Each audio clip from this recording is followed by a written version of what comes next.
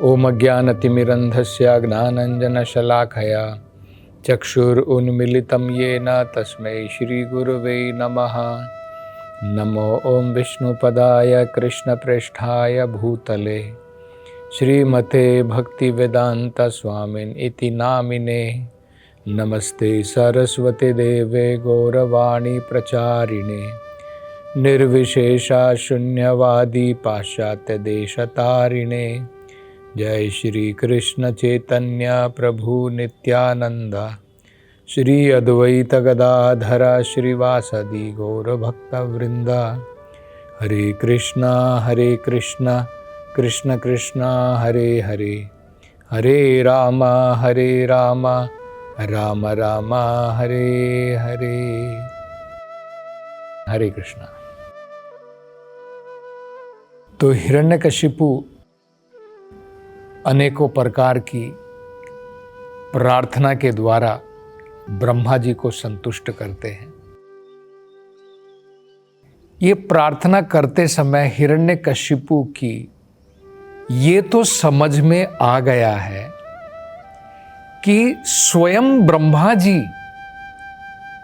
इस ब्रह्मांड के, हो सकता है कि इस ब्रह्मांड के सबसे पहले जीव हैं और वही इस ब्रह्मांड में अनेकों प्रकार के जो जीव आते हैं, प्राणी आते हैं, सबकी देह का निर्माण, सबकी देह की रचना ब्रह्मा जी करते हैं।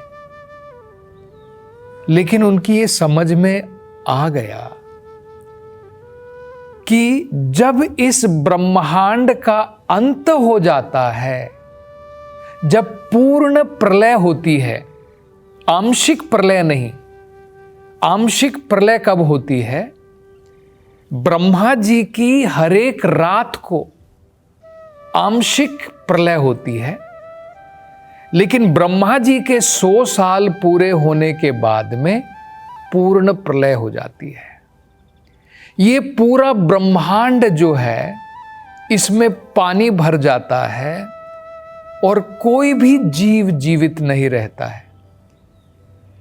सारे ब्रह्मांड, सारे जीव जो हैं अपनी देह को त्याग करके भगवान के शरीर में, महाविष्णु के शरीर में प्रवेश कर जाते हैं। और जब दोबारा सृष्टि होती है तब ये ब्रह्मांड दोबारा बाहर आते हैं। जिस प्रकार से हम जब श्वास लेते हैं, जब हम बाहर श्वास और अंदर श्वास लेते हैं, इसी प्रकार से जब भगवान बाहर श्वास छोड़ते हैं सृष्टि का निर्माण होता है, और जब भगवान अंदर श्वास लेते हैं सृष्टि विलीन हो जाती है। ब्रह्मा जी का समय भगवान के श्वास के बराबर है। जब महाविष्णु श्वास बाहर छोड़ते हैं तो ब्रह्मा जी का जन्म होता है, और जब भगवान श्वास अंदर लेते हैं और ये सारे ब्रह्मांड अंदर चले जाते हैं तब ब्रह्मा जी का भी अंत हो जाता है। हिरण्यकशिपु की ये समझ में आ गया कि एक दिन ब्रह्मा जी को भी मरना है। जब इस सृष्टि की प्रलय हो जाएगी, ब्रह्मा जी को भी जाना पड़ेगा। तो इसलिए उन्होंने सोचा, हिरण्यकशिपु ने सोचा कि अमर बनने का वरदान मैं डायरेक्टली तो नहीं मांग पाऊंगा, क्योंकि ब्रह्मा जी मुझे कैसे वरदान देंगे? वो भी एक दिन उनको भी छोड़ करके जाना है, वो मुझे अमर कैसे बना देंगे? तो ये तो हिरण्यकशिपु की समझ में आ गया। लेकिन फिर भी चालाकी के द्वारा कुछ ऐसे वरदान वो प्राप्त कर लेना चाहता था जिसके द्वारा लगभग वो अमर हो जाए, लगभग अमर बन जाए। तो देखिए, ये इसकी इच्छा थी। इस प्रकार की इच्छा ये असल में देखा जाए तो आसुरिक इच्छा है। क्योंकि आत्मा तो अमर है ही, ये शरीर जो है ये नश्वर है, भौतिक शरीर नश्वर है। जब हम इस भौतिक संसार से आध्यात्मिक संसार में चले जाते हैं तब हमें आध्यात्मिक शरीर की प्राप्ति होती है जो अमर होता है। लेकिन हिरण्यकशिपु इस भौतिक शरीर को अमर बनाना चाहता है, और वो भी आध्यात्मिकता के द्वारा संभव है। जैसे उदाहरण के तौर पर, क्योंकि नारद मुनि भगवान की भक्ति में इतने महान हैं, भगवान की कृपा से नारद जी का शरीर अमर है। नारद जी का शरीर अमर है, लेकिन वो कैसे है? आध्यात्मिकता में प्रगति करके भगवान की कृपा से। लेकिन हिरण्यकशिपु आध्यात्मिकता में प्रगति ना करके भगवान विष्णु से द्वेष रख के किसी न किसी प्रकार से ब्रह्मा जी से चालाकी से कुछ वरदान प्राप्त करना चाहता है जिससे वो अमर बन जाए। तो अब देखिए वो क्या क्या वरदान जो है ब्रह्मा जी से मांगता है। पहला वो कहता है, हे ब्रह्मा जी, ऐसा वरदान दीजिए, अगर आप मुझसे संतुष्ट हुए हैं ऐसा वरदान आप मुझे प्रदान कीजिए कि आपके द्वारा इस सृष्टि में जितने भी जीव बनाए गए हैं उन किसी जीवों के द्वारा मेरी मृत्यु ना हो। आपके द्वारा जितने भी जीव इस भौतिक संसार में बनाए गए हैं उनमें से किसी भी जीव के द्वारा मेरी मृत्यु ना हो। तो ये देखिए, हिरण्यकशिपु एक ही बार में इस प्रकार का वरदान मांग लिया, लेकिन फिर आगे अब देखिए वो पर्टिकुलरली भी कहता है। ये तो जनरल प्रकार का वरदान मांग लिया, लेकिन विशेष रूप से भी वरदान मांगता है। मुझे कोई जानवर ना मार सके, मुझे कोई असुर ना मार सके, मुझे कोई देवता ना मार सके। तो पहले तो उसने कह दिया कि आपके द्वारा जो भी इस भौतिक संसार में जीव बनाए गए हैं उनमें से कोई मुझे ना मार सके। आगे देखिए वो क्या कहता है। न अंतः, हे ब्रह्मा जी मुझे वरदान दीजिए, मुझे किसी भी महल के अंदर में, घर के अंदर में, किसी भी घर के अंदर में मुझे कोई ना मार सके। मतलब हिरण्यकशिपु चाहता है किसी न किसी प्रकार से इस प्रकार के वरदान प्राप्त कर ले कि भाई मैं लगभग अमर बन जाऊं, मुझे कोई घर के बाहर ना मार सके, अंदर ना मार सके। तो पहले कहता घर के अंदर कोई ना मार सके, न बहिही, न घर के बाहर कोई मार सके। अब देखिए भगवान जो है, ये हिरण्यकशिपु सोच रहा है ये बड़ा बुद्धिमान है। उसे ये पता नहीं है कि भगवान महाबुद्धिमान है। भगवान जो भी इसे वरदान प्राप्त होगा, भगवान इसके वरदान को, ब्रह्मा जी के वाक्यों को रखेंगे, तोड़ेंगे नहीं। ब्रह्मा जी जो भी वरदान कहेंगे तथास्तु, जो भी ये वरदान मांग रहा है ब्रह्मा जी उसे प्रदान कर देते हैं।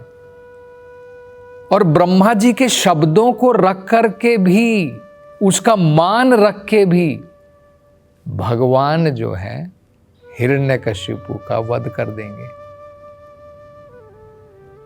तो हमें पता है जब भगवान नरसिंह के रूप में आए, भगवान ने हिरण्यकशिपु को ना तो घर के अंदर में मारा, न घर के बाहर मारा।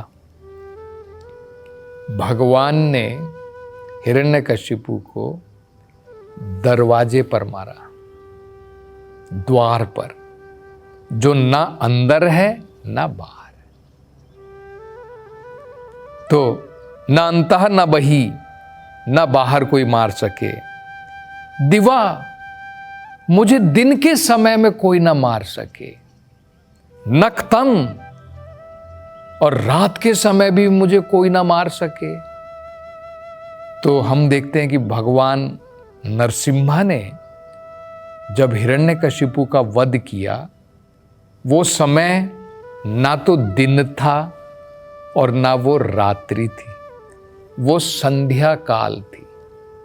संध्या का समय न दिन होता है न रात कहलाता है, वो जंक्शन है। संध्या दिन और रात का जंक्शन होता है। तो भगवान ने जो है इस प्रकार से उसका वध किया। न भूमौ न अंबरे, ना मुझे कोई भूमि पर मार सके और ना आकाश पे मार सके। तो हमें यह भी पता है कि भगवान ने, नरसिंह भगवान ने उसका वध कैसे किया।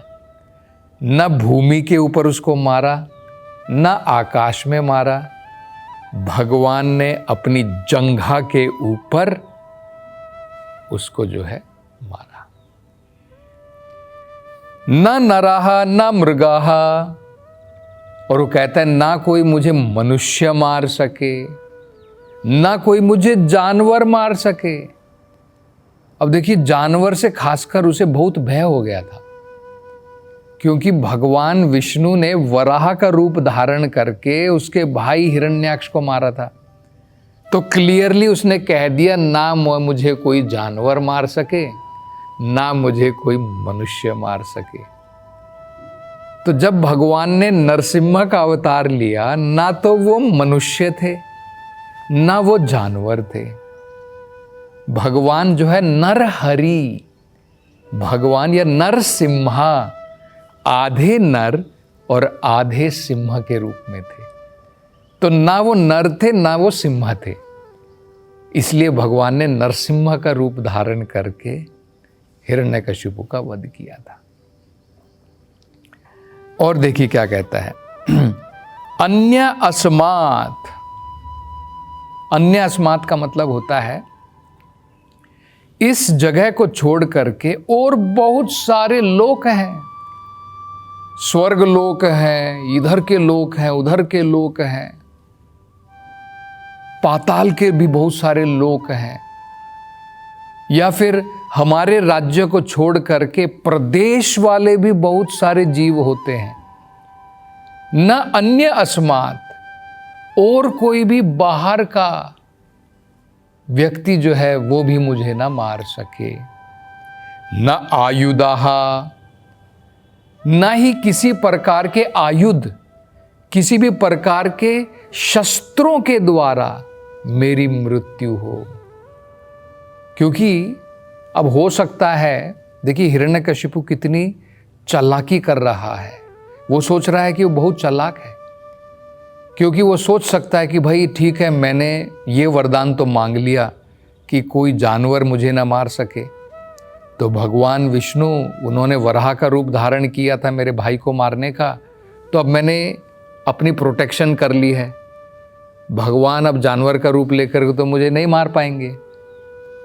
पर उसकी ये सोच थी कि भाई बैठे बैठे भगवान ने अपना सुदर्शन चक्र चला दिया, तो मैं क्या करूंगा, है ना भाई। मेरी मृत्यु न आदमी से न जानवर से, लेकिन अगर किसी आयुध से हो गई, किसी शस्त्र के द्वारा हो गई, तब मैं क्या करूंगा। तो उसने ये भी वरदान मांग लिया, न आयुधाः, किसी भी प्रकार के शस्त्र के द्वारा मेरी मृत्यु ना हो। तो भगवान नरसिंह ने किसी भी शस्त्रों के द्वारा, अस्त्रों के द्वारा भगवान ने उसकी मृत्यु, उसका वध नहीं किया। भगवान ने अपने नाखूनों के द्वारा उसका जो है वध किया।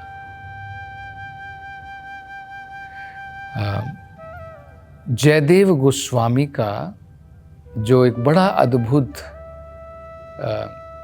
महिमा का गान है भगवान नरसिम्हा के लिए, उसमें वो कहते हैं अद्भुत श्रृंगाम, कि भगवान के नाखून जो हैं बड़े अद्भुत हैं। और ये भगवान का अद्भुत रूप नमस्ते नरसिम्हाय प्रहलाद लाद दाहिने। भगवान नरसिम्ह जो है वो प्रहलाद को आनंद देने के लिए उन्होंने अवतार लिया। असल में देखा जाए तो भगवान हिरण्यकशिपु एक असुर को मारने के लिए भगवान को डायरेक्टली आने की जरूरत नहीं है। भगवान ने अगर संकल्प मात्र कर लिया तो हिरण्यकशिपु जैसे करोड़ों असुर जो हैं वो मर सकते हैं। लेकिन भगवान प्रत्यक्ष रूप से प्रहलाद की खुशी के लिए, प्रहलाद को आनंद प्रदान करने के लिए, प्रहलाद लाद दाहिने, प्रहलाद को आनंद प्रदान करने के लिए भगवान नरसिम्हा वहां पर आए थे। तो और आगे हिरण्यकशिपु और क्या क्या वरदान मांगता है उसकी चर्चा हम अगली कथा में करेंगे। हरे कृष्णा।